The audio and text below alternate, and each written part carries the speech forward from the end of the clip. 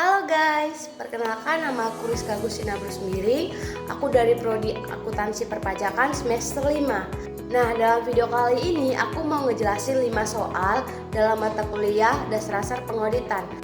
Soal yang pertama, uraikan tentang opini yang dapat diberikan auditor dalam laporan auditor independen dan alasan pemberian opini yang dijelaskan di SA 700.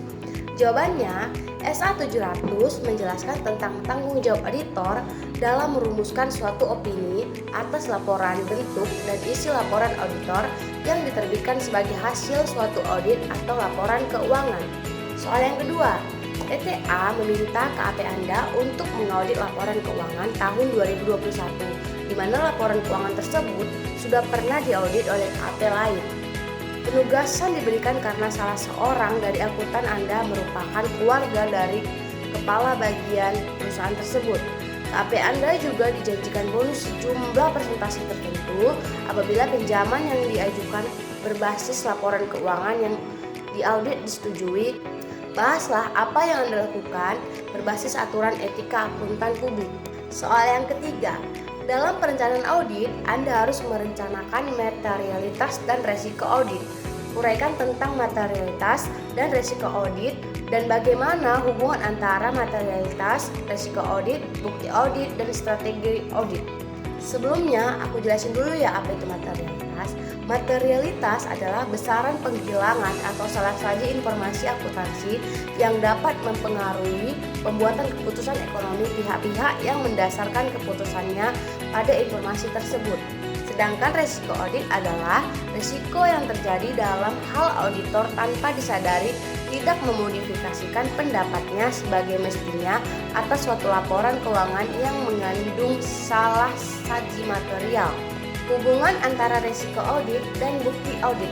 Yang pertama, terdapat hubungan yang terbalik antara risiko audit dan jumlah audit yang dibutuhkan untuk mendukung opini auditor atas laporan keuangan. Yang kedua, risiko audit pada yang tingkat rendah akan membutuhkan bukti yang lebih banyak. Yang ketiga, hubungan terbalik juga terjadi pada risiko terdeteksi. Risiko deteksi pada tingkat yang rendah akan membutuhkan lebih banyak bukti. Nah, yang keempat, sedangkan untuk risiko bawaan dan risiko pengendalian terdapat hubungan yang lurus dengan jumlah bukti yang dibutuhkan. Nah, yang kelima, bukti yang lebih sedikit diperlukan apabila risiko bawaan dan risiko pengendalian rendah. Soal yang keempat, dalam laporan auditor independen, terdapat paragraf yang menyebutkan tanggung jawab manajemen dan paragraf tanggung jawab auditor atas audit atas laporan keuangan. Uraikan masing-masing tanggung jawab tersebut. Tanggung jawab manajemen. Tanggung jawab manajemen adalah penyusunan dan penyajian wajar laporan keuangan tersebut sesuai dengan standar akuntansi keuangan di Indonesia dan atas pengendalian internal yang dianggap perlu oleh manajemen untuk memungkinkan penyusunan laporan keuangan yang bebas dari kesalahan penyajian material, baik yang disebabkan oleh kecurangan maupun kesalahan. Dalam penyusunan laporan keuangan, manajemen bertanggung jawab untuk menilai kemampuan perusahaan dalam kelangsungan usahanya, mengungkapkan sesuai dengan kondisinya.